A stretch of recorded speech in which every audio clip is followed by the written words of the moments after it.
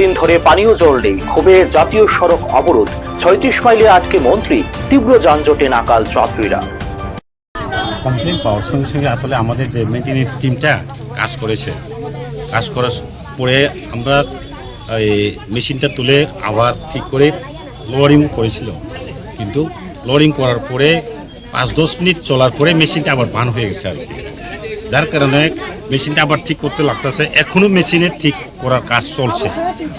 Sir, এই machine ছাড়া alternative কোনো ব্যবস্থা, পানীয় জলের ব্যবস্থা আমাদের ট্যাঙ্কার অলরেডি রেডি আছে, কিন্তু এখন গ্রামবাসীদের ডিমান্ড হচ্ছে প্রত্যেক বাড়িতেই জল নিয়ে যাওয়া, কিন্তু আমাদের যে ট্যাঙ্কারের যে গাড়ি, গাড়ির তো রাস্তা থাকতে হবে না, যার কারণে আমাদের কিছু প্রবলেম হচ্ছে। বাড়ি বাড়ি পৌঁছাইয়ে দেওয়াটা আমাদের পক্ষে কিছু অসুবিধা হচ্ছে আর কি।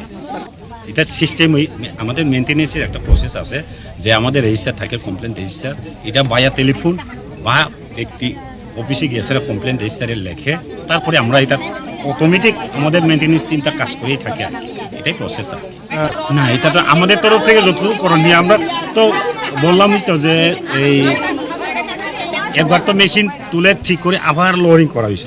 তাদের বক্তব্য যেটা স্যার, দপ্তরের গাফিলতিতে, এই বিষয়টা নিয়ে আমাদের তরফ থেকে যতটুকু করা আমাদের সেই কাজটা করছে।